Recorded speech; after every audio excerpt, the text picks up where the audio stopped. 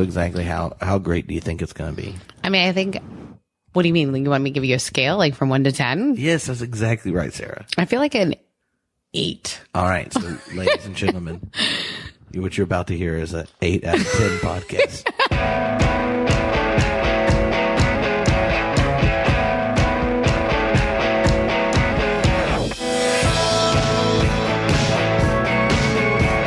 Hello, homebrewed Christianity listeners. This is Tripp, and today on the podcast, you're going to get to hear from my friend, Sarah Heath. That's right.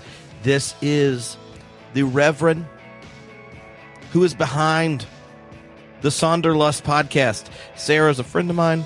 Oh, so sad we don't live near each other anymore. She is in California at Costa Mesa United Methodist Church, the Sonderlust Podcast, which she'll talk about in here.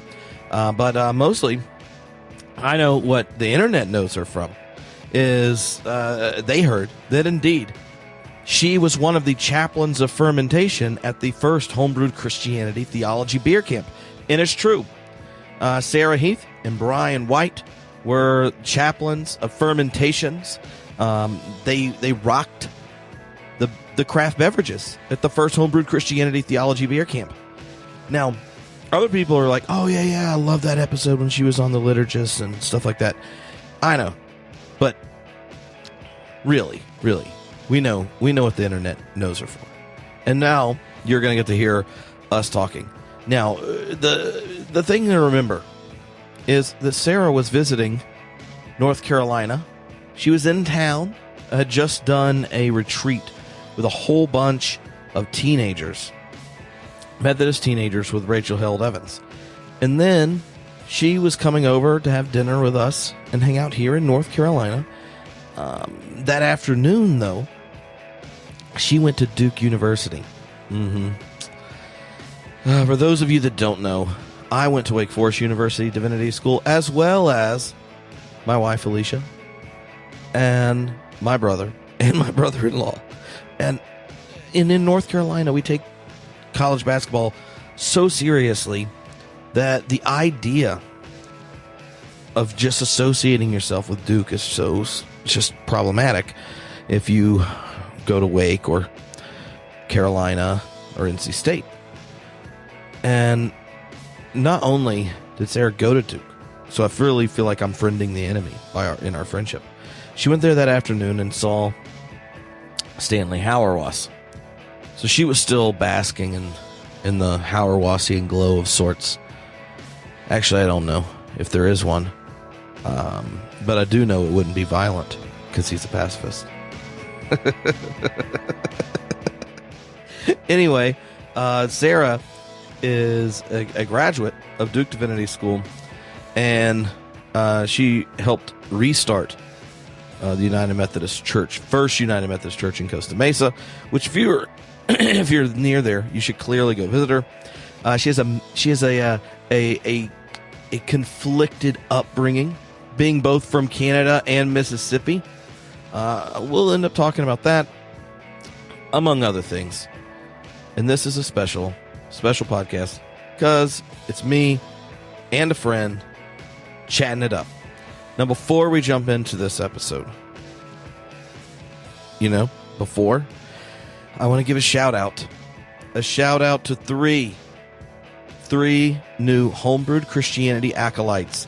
These are people that went to homebrewedcommunity.com. They signed up. They're giving $5 a month to make this podcast and all the new things we're going to be announcing in the new year possible, including a new website and a whole host of extra perks and bonuses and community building excitement, along with the 10th birthday party for Homebrewed Christianity. Anyway, the community is awesome. Brian in Tulsa is a new acolyte.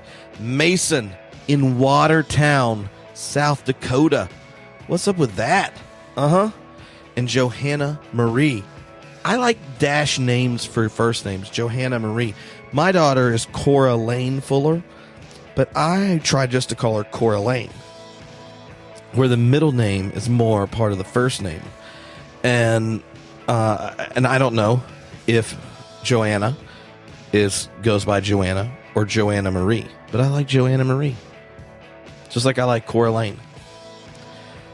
Yeah. So if you want to be as awesome as Brian, Mason, and Joanna Marie, then go to homebrewedcommunity.com and join up.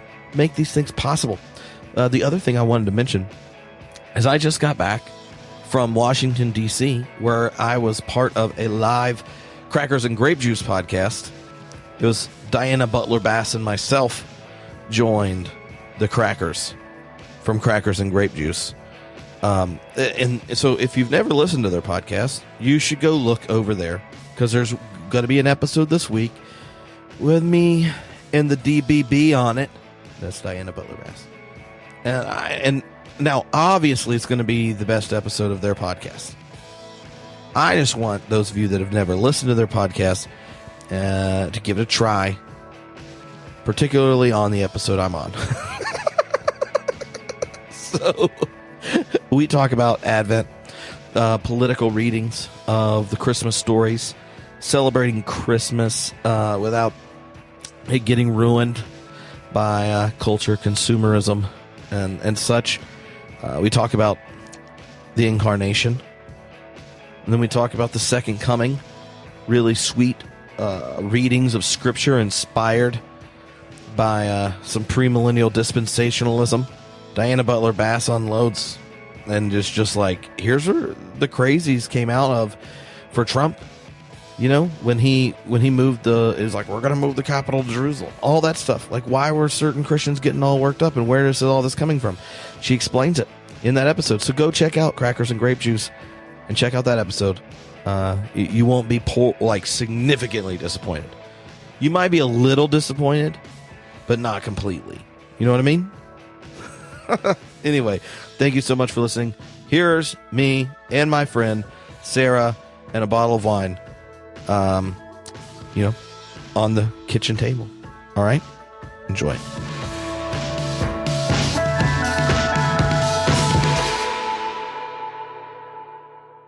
All right, so I am sitting here with Sarah Heath. And I'm sure you all know her because she's almost to her 10th episode of her podcast. I'm like at my 4th.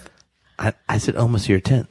Yeah, okay. Because by the time this comes out, It could be 10th. You're right. yeah, I'm anticipating continued success. Oh, it's going to be good. It's already going really well. So tell me about it.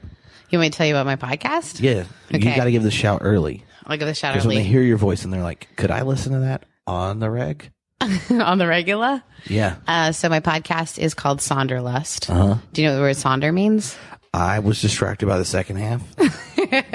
Most are. So Sonder means it's like the realization that everyone else is living a different life. It's called Sonder. So when you're driving down a freeway and all of a sudden you're like, wait a minute, all these humans have a different life. They're all driving somewhere else and they're all headed to their own lives. And you're sondering. And you're sondering. You're thinking everyone has a different life. Lust. Do you know what lust means? You're I used to, but I'm a Christian. So you forgot about it. After I was baptized into Christ.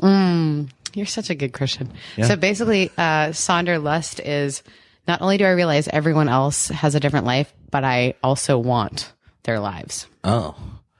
So Sonderlust is a 52-week challenge where on my birthday, I realized there were a lot of things about my life that I didn't love, and I didn't want to kind of lust after other people's lives. So my best friend gave me 4 challenges that I have to do. 4. In 52 weeks. In 52 weeks. Where he moves me to a city that I don't know. Oh. And that just got real. I know look, here's the thing. Here's the thing. You never say yes to that. Like, did you sign a document? I publicly said, all right. Yeah, but if you were like, psych. Just not the longest not. All right, so what of the 4 is the easiest? 4 of the easiest. Is to see beauty. And Well, luckily I helped you out.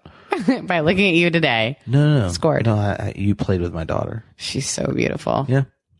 Cora's one of my favorite humans. She's about to turn 4.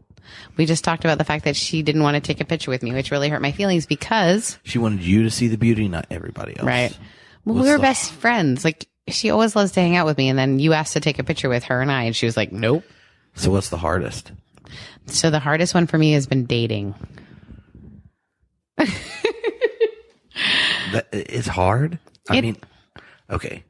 You haven't dated since you were like 6 or something. We go on little walk dates and plan things on Mondays. Mondays is our date day?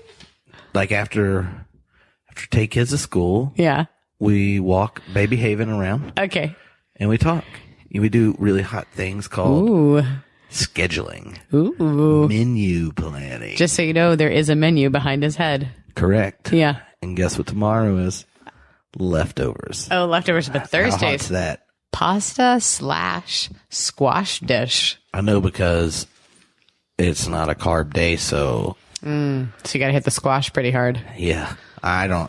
Kids, they don't care. I'm going to have spaghetti squash with something that tastes good on top of it. Yeah. So imagine if you have dated most of your adult life and now you're in your 30s and you're not married. So it's hard and it's awkward because you and I we're around the same age. I think we are. Yeah. And I never had issues dating until I'm a clergy member. Spoiler alert. Spoiler alert. You were also rocking the taps at the first theology beer camp. I did. Yeah, that's true. You called me the Bishop of Tapestry, but you gave me a new name. Oh, yeah. What's my new name? Do you even remember? No, but it was Mistress. Mistress of the Taps. Mistress of the Taps, yeah. So, yeah, I am a clergy member, and so that makes dating UMC. UMC. Yeah, elder. Ooh. I'm an elder. Yeah, you're Well welcome. done. Yeah, you're welcome. And so I've been a pastor for 12 years. I started right out of seminary. I was a kid. But believe it or not, they've let me have my own church, my own pulpit. And Where? In Southern California. And how's your plumbing? So my plumbing's really jacked up. Not my personal plumbing. That should be announced. But the plumbing of my church. Actually, the reason dating's been hard. It's because of my personal plumbing.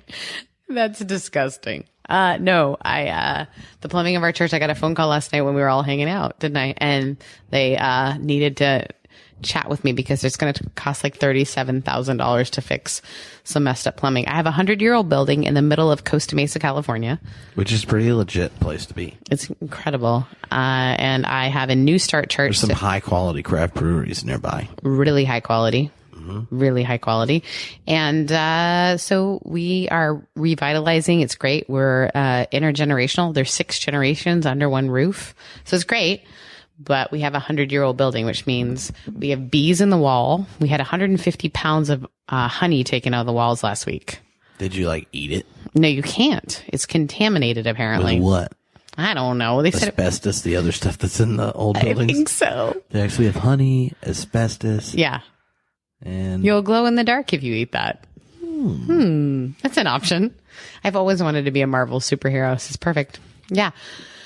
So that's my life. And also, so when I had my last birthday, my best guy friend was like, your life is great. You have a lot of friends, but it's not balanced. You don't have a personal life, and you used to have a pretty rockin' personal life. So, hey, you need to find your Sarah-ness, as he calls it. So you need to go and find you. And so I'm eat, pray, loving currently for 52 weeks. So, is there a website people apply for dates, or I don't think it's really. Do you want to date a minister who has been? Here's the weird thing. Moved to? Did he tell you what city? Is it Fargo, Alaska, or someplace? No, it's the beach. It's the best. No, where you move if you fail. Oh no, so here, if I fail, yeah, it's totally going to be Well, the thing is I have a bishop who's not going to just let me move, so it's going to be the battle between my best friend who's 6'9" and my bishop. It sounds like chess. So we'll see. Well, only one of them has health benefits. That's fair. That's fair. But yeah, so my best friend keeps threatening different towns. Idaho. Not that Idaho's a town. I know it's not a town. Well, we all know what state you're never going to be invited to speak at. What? Idaho. You were like, what would be the worst place to ever No, live? I didn't think it was. Yeah, she was totally sign languaging that. No, that's not true. I think Idaho's great. I've heard it's a really up and coming area. Boise's in Idaho. I mean, they got a lot of, there's really only one direction you can go, right? What? Up? No, that's where the corn goes. It grows up. Oh no, we've already made fun of a state and it just started. Boise, you're important. Also the rest of Idaho. Yeah. Over there. So How much sondering do you do when you're driving through Idaho?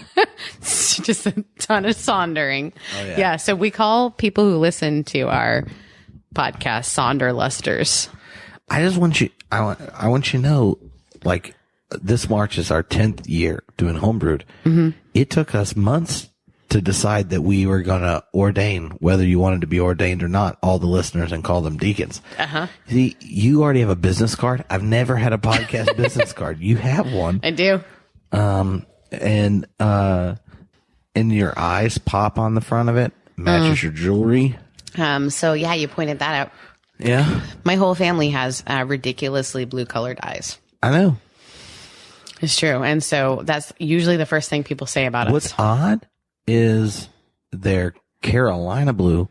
Stop. And you went to Duke. I did go to Duke. And this is one of the reasons people say, Tripp, do you really love your enemies? And I said, Yeah, like I'm Sarah. friends with multiple people that went to Duke. But you always tell me like I'm the only one that you're super okay with. Like, unless I went to undergrad with them. Okay. But then I basically said they went to Campbell and that other place. The other place. Yeah. I went to the other place today. I know. And I sauntered in the garden and in the chapel today. Well, I mean, there's no better. I ran into your favorite ethics professor.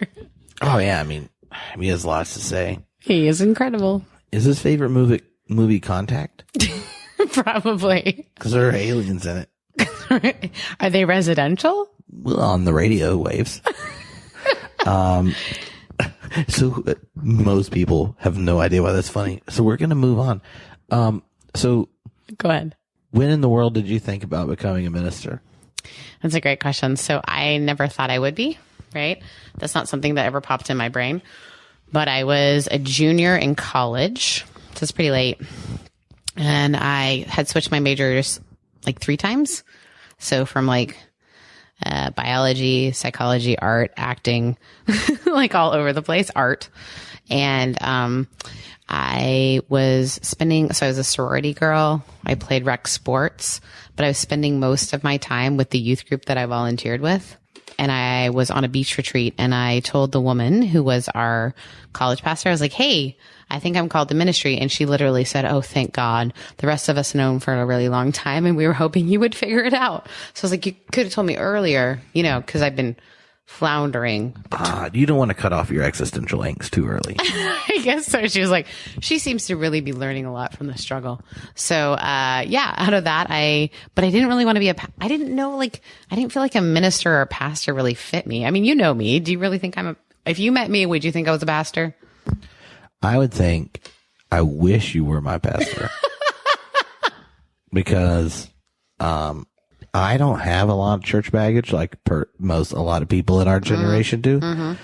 And Alicia does. And it's really hard for her to like pastors, but she really likes you, and she really liked Dave, our last pastor.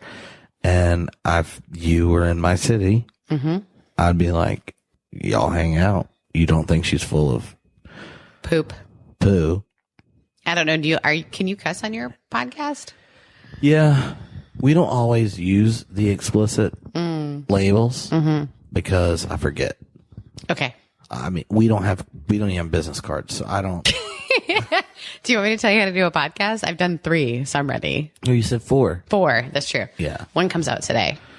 Oh, it's my favorite episode. It's going to be really good. I'm anticipating. I bet. Have you even listened? I listened to your first episode. What'd you think? Like, I feel the same way about listening to that as I do Kristen Howerton's. Ooh, I love Kristen. I know her selfie podcast. Yeah. No, wait. I've listened to 3 of her episodes, and one of them, when it was 2 moms discussing waxing. Oh, you were like, I can't. Yeah, I was like, you can't relate to my story? No. I was going to say, I can understand yours, even though it's about being single more than 2 married mothers discussing full, waxing. Well, it's not just about being single. I know. I'm just saying that I've never waxed. So what you're saying in this is you've never waxed. Yeah, and I've never listened to a podcast where someone discussed it. And I texted her and said, I don't even know if I should just judge myself right now, but I hit pause and was like, I don't know if I should be listening to this. You felt uncomfortable? Yeah, I'm like, I've never volunteered any information like that on the podcast, so I'm going to. I don't wax at all. Every time I go to a waxing place, so shocking because your eyebrows are beautiful. I was like, I'm going to let it ride. And now at 35, I'm considering waxing. Do you want to know the only time I've been not waxed, nared? You got nared? This is new. This is 100% new podcasting pioneer territory. I'm ready. So Alicia and I have been married like 3 months. Okay. Or 20. And she had just turned 21. Mm-hmm. And at that point, I'm on my like 4th or 5th boyfriend. Keep going. Okay. Keep going. You mean ever? Like, not even like check yes or no elementary schools? If you tap out with the person you start dating at 18, you kind of are like, so 2 girlfriends ago. We couldn't get into a PG-13 movie, but. Now we can. I had the same boyfriend from 15 to 19. I know. It's a big. Anyway. We were in married housing at Campbell University, and. You were married before you graduated from college? Yeah. Oh, dear. There's not a lot to do in Campbell. Other than get married? Well, I mean, if you're just trying to not drink, smoke, or have sex before you get married, like, Jesus is like, hurry up. Oh, yeah. Jesus is really in a hurry. I like that. I mean, you never heard his marriage advice to college students in the sermon about blessed are the poor in spirit and blessed are those that wear girdle belts for Jesus and therefore get married earlier than necessary. It's in there. I got to tell you, I used to think like people who get married are crazy. And now I'm like, no, because what's crazy is trying to date in your 30s. So keep going. Yeah. Well, anyway, this was like before the internet was huge, but Facebook was new. Yeah. And on a Facebook thing, there was someone that explained how to make Jell-O shots quickly. So we made Jell-O shots. I want to know where this is going with waxing. I can't wait. And I fall asleep while Alicia was giving me a massage. I get in the shower the next day. And from the top of my shoulders all the way down till my legs, there was no friction. Just smooth. I was smooth. And she didn't really remember it all going down. She nared you. She nared from my shoulders down. Wow. That smells really intense. It was watermelon scented. Oh, that's better. Yeah. But she just nared it. And I mean, not that we were thinking it was a good idea to, like, we didn't read the warnings. Oh, no. It says don't do that. Yeah. I mean, it says certain types of sensitive skin you're not supposed to apply nair to. Did you have red body parts? Well, when the water.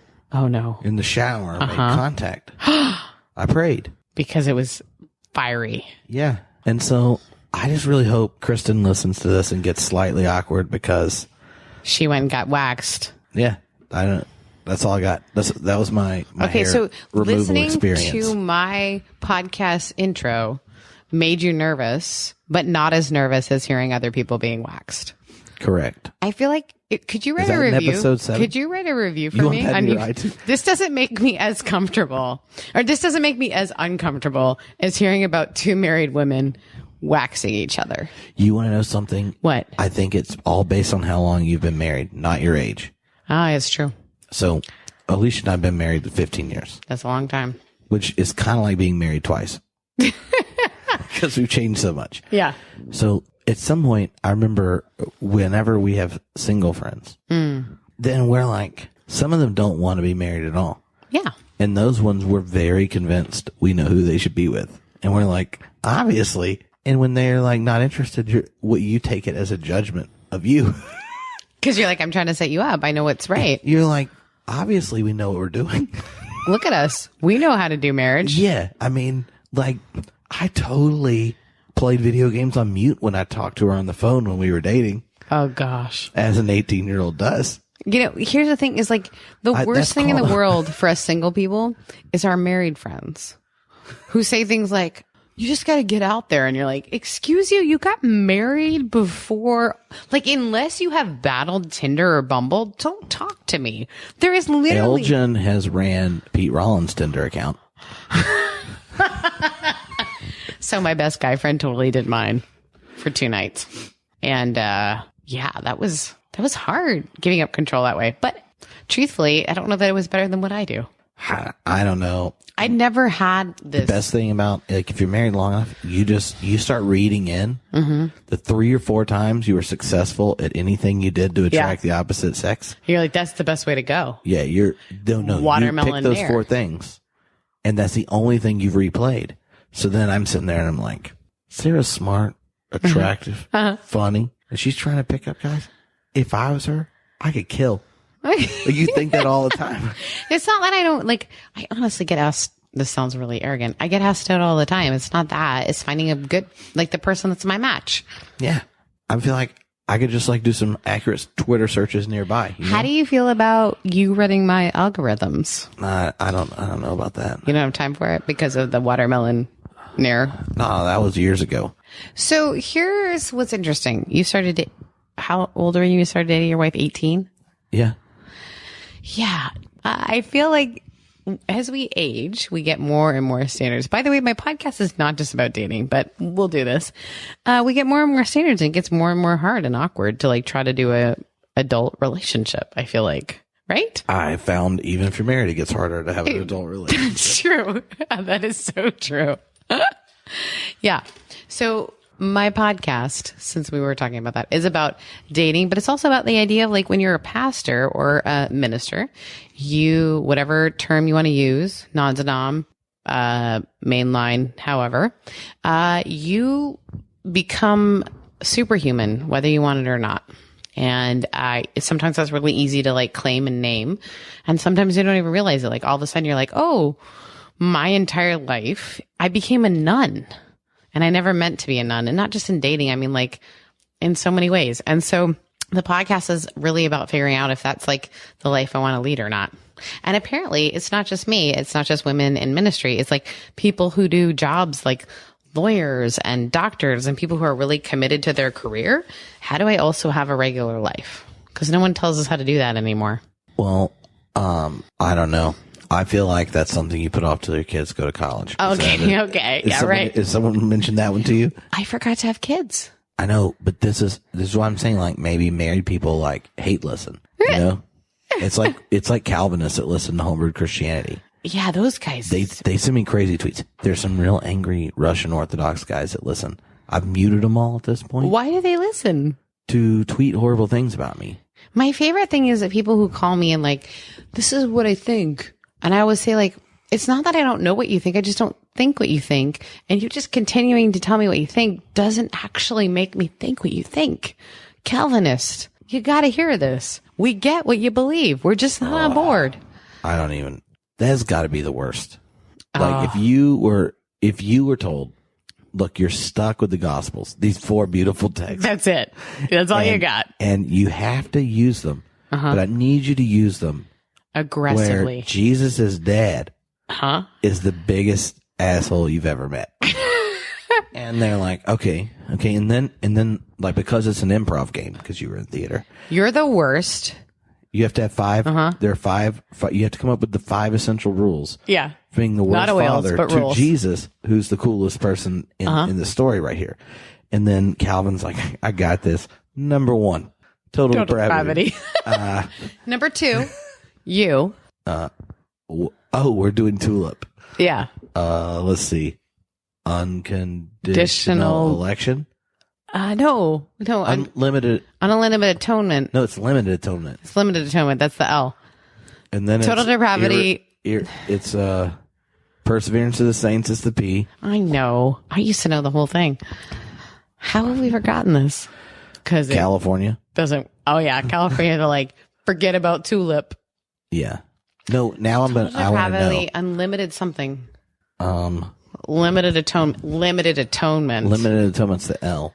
Irresistible grace is the I. Perseverance of the saints is the P. How do we not remember? Is total depravity Oh my gosh, we should have it's whatever the word is that you contribute nothing to your election. Yeah, right. Unconditional election, whatever. Maybe something. Yeah, you have nothing to do with it. Monergism. God just chooses you. Yeah. You have nothing you can do about it. About the election. God loves you and there's nothing you can do about it. It's a one-way street. Yeah. God is like, you were born an American, and so God chose you. Well, they don't act, okay. The Redeemed Church doesn't completely cohere with America. No. But it does overlap significantly. Significantly. And after we build a wall. Which is the limited atonement. Yeah. This is the worst. That was a detour. Unconditional election. It doesn't matter. Anyway, no, it does. TULIP. It does. But we got to look double this up. atonement. It's double predestination. So these God people doesn't just elect. These people email you? They email me too, but and concerned about me. My favorite though, here's the trick. If you're a hater and you like to send hate emails, my favorite are the one you send me an email and it's like you're carbon copying me on a prayer you wrote to Jesus about me. My favorite is the poop sandwich. So it's like, here's the things I like about you. Here's why you're the devil. Also, thanks for your work. Do you ever get those? Yeah. The poop sandwich. Sarah, you're really cute. Why do you got to talk about my body? You're really cute. You've got a lot of good things to say.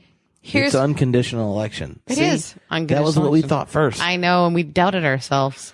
If we were chosen, we would have known that. No, because it's unrelated to what we do. It's by grace. Gosh, that's why people are so wild that are Calvinists, right? Because they're like, I can't lose this. Yeah. Calvinists gone wild is a thing. Whereas like Methodists, we've got like backsliding. We're like, I don't want to backslide. Yeah. But Calvinists are, I don't even want to say anything. So we were talking about. Yeah. So you had a call to ministry when you were a junior in high school. College. And they wondered. Yeah. People wondered like, hey. We're glad you finally came around. Uh-huh. So prior to that, in that kind of period, like what were the questions that drove, energized, or animated your faith?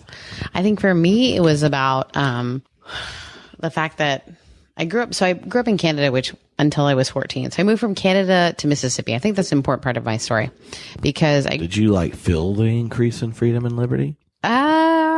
No. Maybe the opposite. No, I'm just kidding. I think going from Canada, which is a place that's pretty post-Christian, where there's just not an assumption that you're a Christian, moving to Mississippi where there's an assumption you're a Christian, but they just want to know, like, what brand are you? What kind? Yeah, what kind are you? What's your flavor? They literally like, hey, what's your name? And what church do you go to? That's not in Canada. That would be like way too invasive. You don't ask that question until like 7 years into your friendship. So moving to Mississippi where they're like, hey, how are you? What's your name? And what church do you go to? So I grew up in a different way than many Mississippi folks did. But by the time I got to college, what was really interesting to me was that I felt like the story of Jesus was so compelling. And it didn't matter what I was going through or who I was around. I still found that story really compelling. So whether I was with my sorority sisters or I was with the people I played sports with or whatever it was, I felt like the whole deal was super compelling. And I didn't know what to do with that.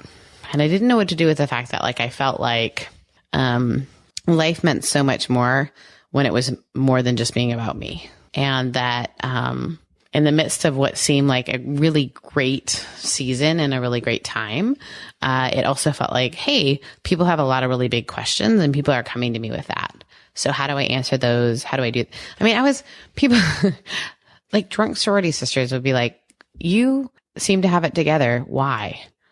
And you really love Jesus. And I was like, do I? Like, where do you get that from? Because it wasn't something I was saying. It was just something I was living out. And so that was started it.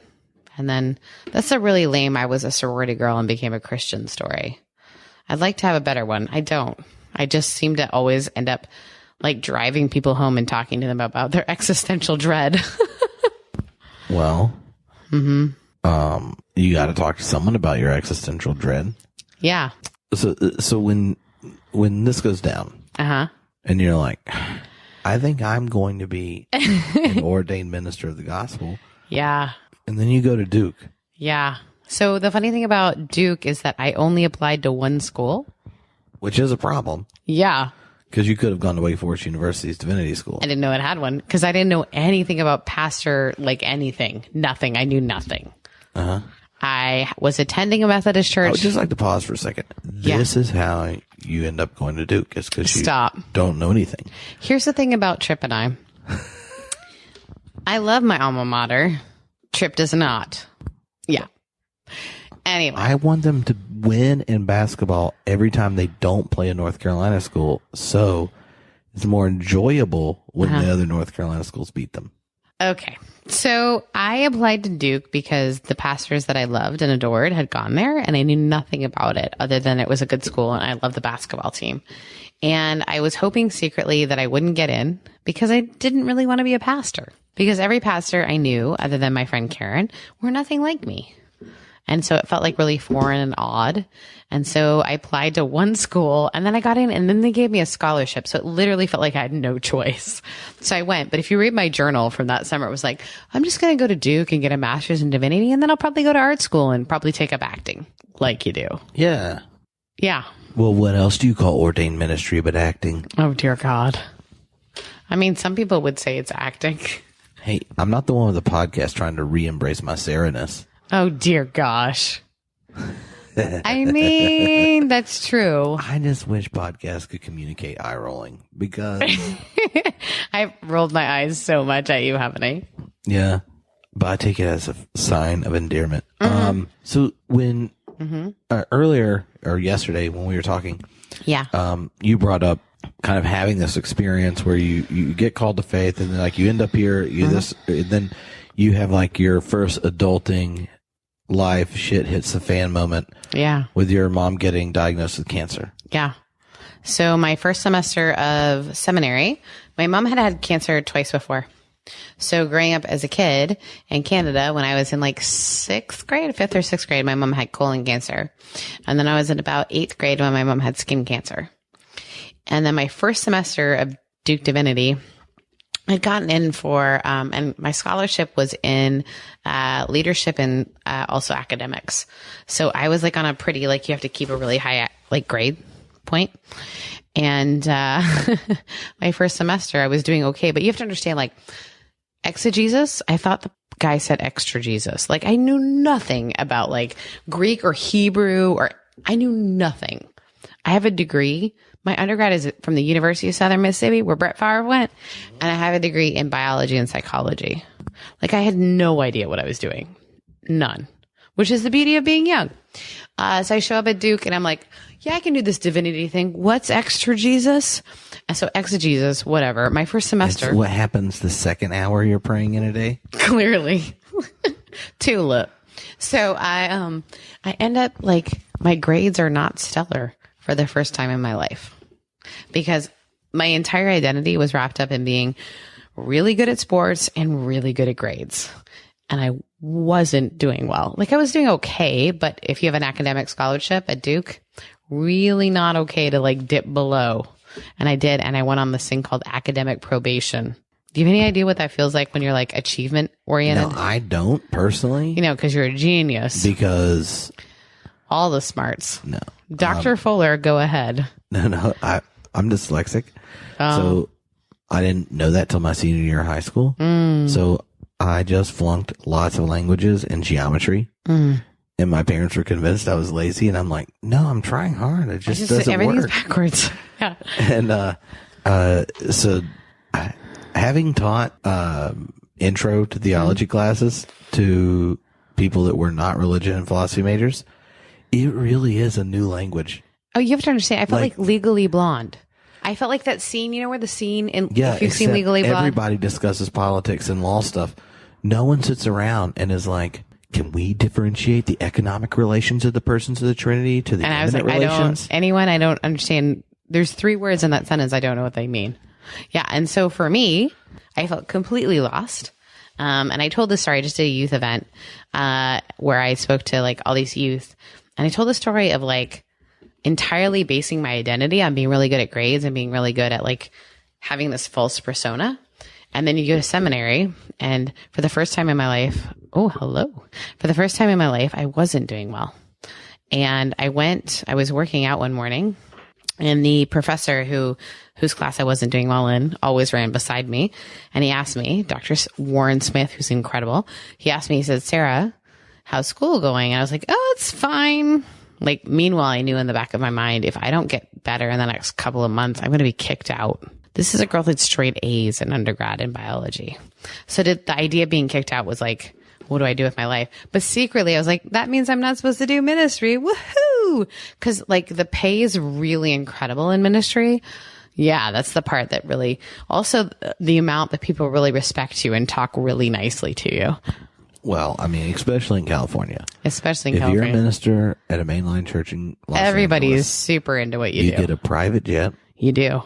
And it's like a G4, G6, which I thought was cheese sticks, but that's another story. So cheese sticks are tasty. They are tasty. And I was thinking there should be an entire song about them. So I decide like, okay, like I'm going to finally tell this professor. We're on the treadmill and I say, yeah, I'm not doing so great in one class. And he's like, which class? And I say, yours. So Dr. Smith is like, why don't you come to my office and we should talk about this. And this is someone who's on academic probation, who's already ashamed. So I walk into his like mahogany leather bound books, like this is legitimately the ivory tower, and say like, here's all the reasons I'm not doing well. And what he didn't know, what a lot of my classmates didn't know, is about a week before all of this, before fall break, my mom had been re-diagnosed with cancer. This time it was breast cancer and quite evasive. And I thought, we've already won. Like my mom at that point had already had like, she had 3 massive brain bleeds in 4 days. So they keep telling us what a miracle she is. So when I'm told your mom has breast cancer, I think we've already had our miracles. There's no way God is going to provide for this. And so I think, well, here's the story. I'm going to lose my mom now. And so I was in a place of like, my grades aren't great. That was my identity. I didn't fit in. I literally felt like Legally Blonde, like the sorority girl who like came into seminary because I had overheard a conversation between these girls, and I'd never experienced mean girls. Even when I was in a sorority, I never experienced feeling like these girls were mean until I get to seminary and I overhear a conversation that's about me. At Duke University? At Duke University. These girls who had gone to like Stanford or wherever they went, they were incredibly intelligent. I looked so up to them, and I overheard them saying, that Sarah Heath girl, she just dresses for attention. And it was like the most damaging thing, because I was used to being known for my grades. Because even though I was a sorority girl and a dance team person, I still had one highest GPA in my sorority for several years in biology. So nobody ever batted an eye over whether I was intelligent or not. And then I get to the situation where But div school matching is difficult for some people. Yeah. Like you have to admit, like the style game for divinity students. Pretty low. Yeah. Like that's like one part of it. And I think it was weird too for me because I walked in and I got asked out a lot my first week.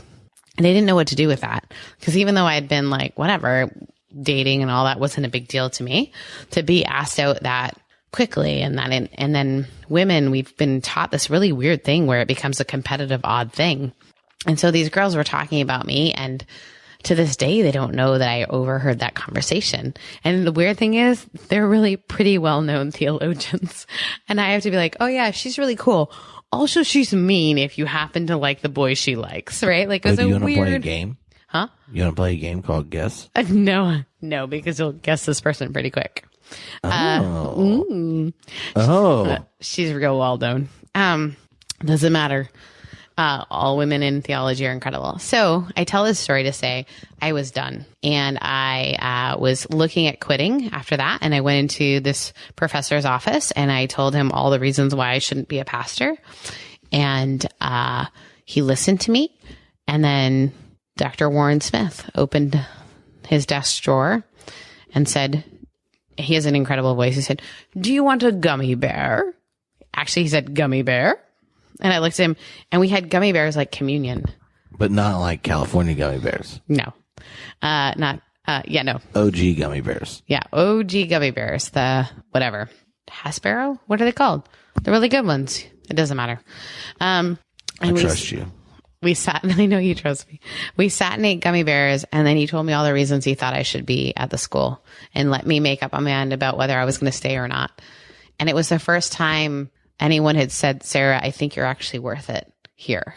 And after that, I thought, I'll just stick it out. And every semester, I was like, well, I can stick it out one more semester. Because it was hard, especially the first year, especially when you're like, I don't even know if I'm supposed to be a pastor. So if you read my journals, they're hysterical. It's like, yeah, I think I'm going to get this divinity degree from Duke, and then I'll probably go to art school, because I started taking art classes in Carborough and acting classes in Raleigh. I was just trying to do anything to not do ministry, because the identity of a female clergy felt so foreign to me. And it was like being in weird skin that I wasn't comfortable with. So that was my call to ministry. Super sexy, huh? Yeah. I mean, I don't know how you gauge sexiness for call to ministry stories. I mean, it feels pretty good. Yeah. What's funny is not the right word. It's but fine. You say the word funny when you're going to say, hey, there's a connection between two things. Mm-hmm. It may not be humorous, but it's funny. What's connectional is? What's connectional? So when Alicia and I moved to Winston-Salem to start at Wake Forest University's Divinity School, that was right. We had to leave married housing when we graduated, and there's 3 months until we start school. Mm-hmm. So we moved to Winston, but we're not starting school for a long time. Right. And that's when we found out my mom had cancer, stage 4 breast cancer. And now we're in a new city. Yep, and her mom had just recovered. Her mother had just recovered from breast cancer, and my grandmother had just died from cancer. So, in the 2 years leading up to it, it was like my grandmother dies, then her mom gets cancer, then my mom does. We moved there, and I went there because when dealing with my grandmother's death, I read Elgin Frank Tupper's book, Scandalous Providence, about his wife dying, and he ends up being a single parent. Right. Betsy dies of cancer, and he asks all these questions, and he deals with the questions of providence using a blend of process theology and narrative theology, reading the Jesus story. Gorgeous. Well, so that's why, and there's how many wet Baptist seminaries are there? Wet just means you can drink. Baptist seminaries, there's not really. That word makes me nervous, but keep going. We're going there for that, and I never met the guy. I was just like, I'm going to apply here. And we visited Claremont, but I didn't want to, move all the way across the country. Her brother hadn't graduated high school, so we're like, we're going to go, let's stay in state. You're already making huge moves. Why go all the way across? You've already got married. You've made all the big moves. Yeah. So we end up there, but then we have nowhere to go. Mm-hmm. We're sitting there applying for jobs because we couldn't stay in married housing. Right. In Winston-Salem by ourselves.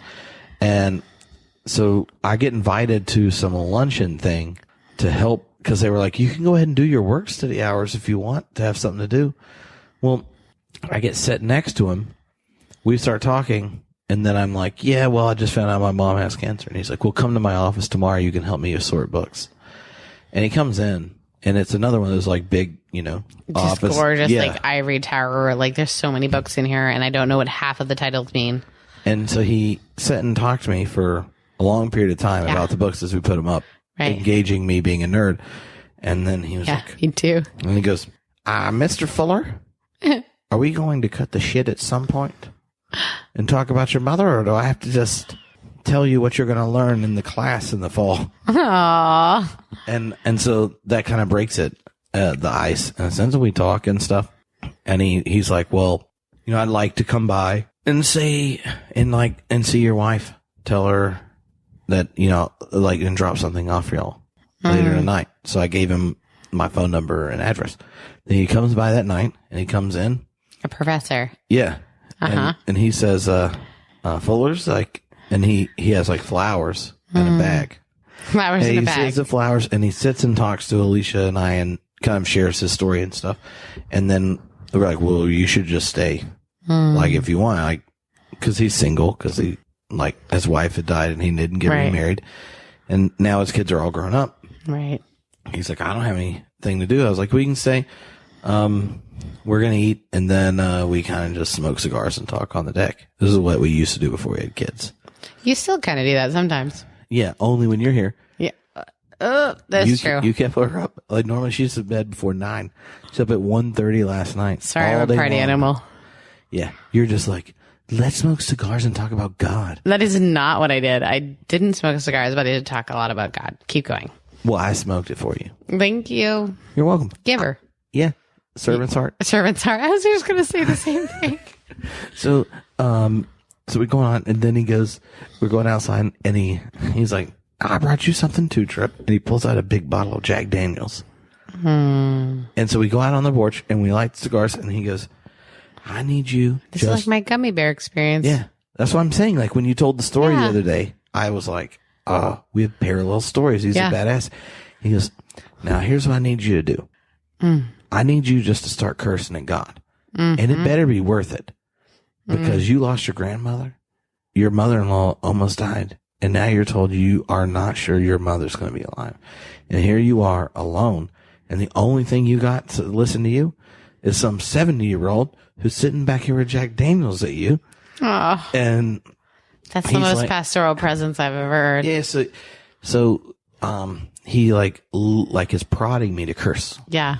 And goes on, and it was like a very powerful experience. Right.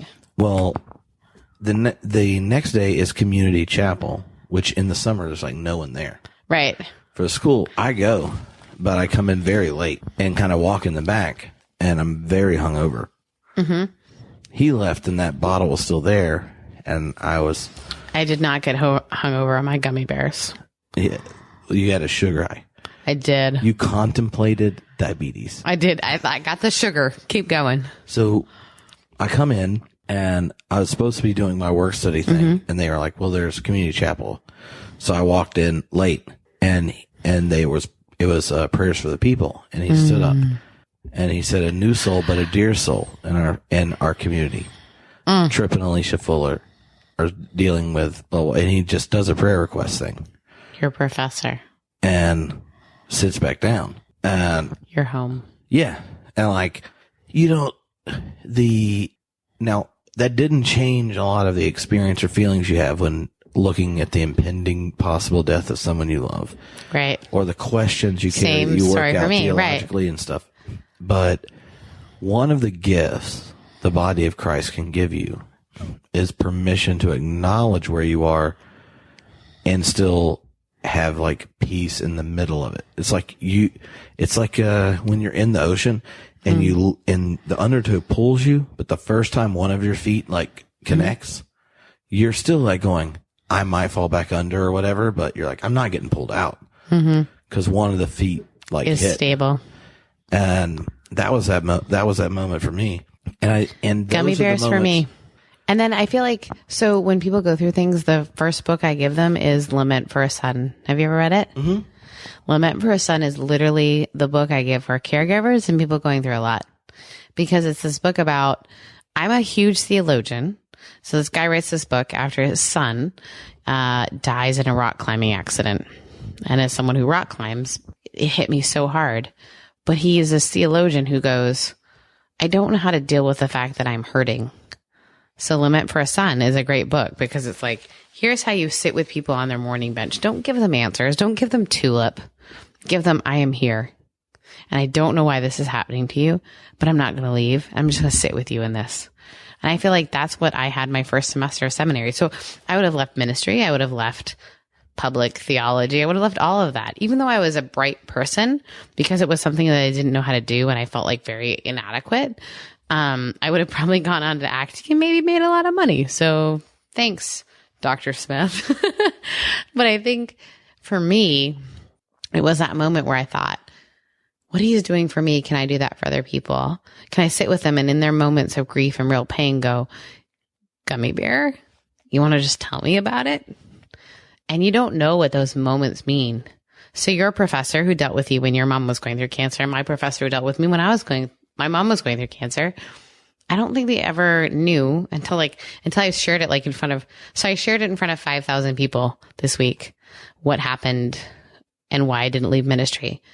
and I'm doing communion, and these two adorable kids walked up to me, and they say to me, "My dad is Dr. Smith, the professor who gave you the gummy bears." And they hugged me.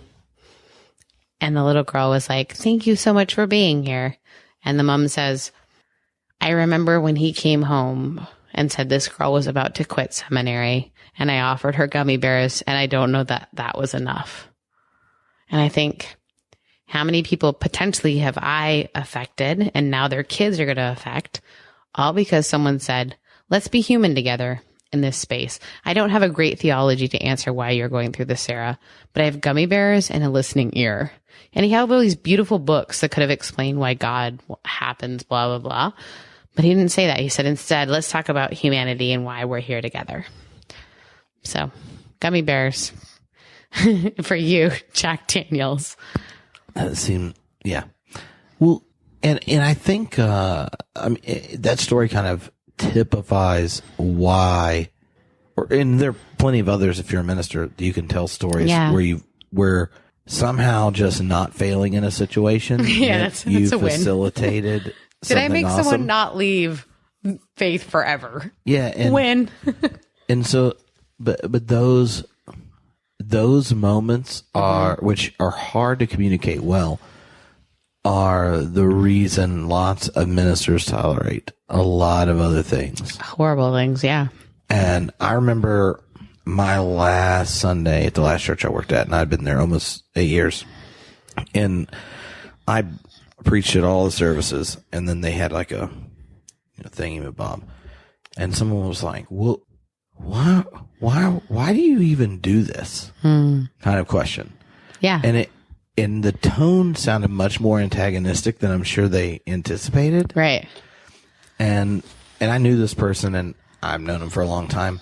And I was like, yeah, well, I was like, you didn't even want your kid to go to the church when we first met. And then you cried when I baptized you both in the ocean. Mm-hmm. And like, you'll fly across the country to go to my funeral, and I will to yours. Mm-hmm. That's why. Like, we don't even have to explain to each other why. Mm-hmm. And while the church isn't, like, as an institution or this building or whatever, isn't necessary or perfect for God to become present and bind people in beautiful ways. Right. Like, this is the very place all that happened. Yeah. And so you can tolerate a whole lot of things to get to be a part of humans' lives in that way. And the other thing is, don't even tell me that, like, you've already told me that you have more close friends now than you did the first 50 some years of your life. And you're the better for it. So, like, you may be pissed about how things are ending here, blah, blah, blah, but, like, you don't take this vocation unless, like, getting to be the person to tell someone that they're loved even when they think they've said everything. Like, there's no cooler position. Like, I don't, like, as it's a parent, that's that's the what you want to most do. sacred and holy space I ever get to be in is I have sat with people. One of the most lovely stories I tell people is an incredible couple. He was dying. He had ALS, and he had been dying for a while. They dated all through high school and college, and I got to hear their story, and I was sitting in the room with them. I've sat at the room. I just think about the sacred space of I get to sit with people at the end of their life. I get to sit with people on their wedding day. Like, it's the both, like, happy and difficult times, funerals, whatever. And there are mundane days that are that big too. Yeah. That's the thing people don't get. Like, mundane. Being invited to your wedding or your funeral or to hospice, it can be just as powerful as being the one you called the day you're pretty sure you're the worst parent that's ever existed. Yeah, exactly. Right? Like, all those type of moments, or like, the gift of being a minister, is people will come to you when they want to know the world that's appearing right in front of them has a level of depth to it. They insist on being there. Yeah, I but shouldn't they can't say makes speak sense. or name. Is present, is real. So I sat with this couple. Yeah. And I still can't get it out of my head because it's the most beautiful thing. I mean, there's lots of beautiful things, but they've been together for a really long time. And he had ALS. He's passing. And there's all these feelings of like guilt, like finally he's going. I'm not going to have to take care of him, but he's the love of my life. And he flatlines. Seen a lot of flatlines. Every time she hugged him, his heart started beating again. The joke was when they were in college, he has no eyes but for her. Literally, he would get excited when she hugged him. And I'd say, you can't hug him anymore. He's going and you're exciting him. Let him go. And she'd stop hugging him and then he'd flatline. Then she'd touch him and he'd get excited again. And it's this holy ground of, here's this beautiful moment. No one else is there. And it is precious and lovely to be able to say, God is in this heartbeat. And she says, I'm ready to let him go. And she's hugging him and his heartbeat's going crazy because his super hot wife is hugging him. And we both say, it's okay. You can go now. And I'm holding her hand and she's holding his. And we watch his heartbeat drop. And it's those places and spaces where the veil is thin. And you go, as hard as my job is, as difficult as it is to balance checkbooks and deal with people telling me my hemline isn't long enough, or I don't look like a pastor, or blah, blah, blah. When someone is holding my hand as they lose the person they've loved their entire life, I think, thank you, God, for letting me be present in this place. And if I hadn't sat and ate gummy bears with a professor who told me I was good enough, I wouldn't think I could do this. But when I was done and felt like life was awful and someone else said, you can do it. And for me to sit with her and go, life is awful. I get it. You can do it. And I think that's the beauty and the preciousness. And I fight for it, but it's hard because you're under attack all the time. Being a minister is like, do you want to know people think all the things about you?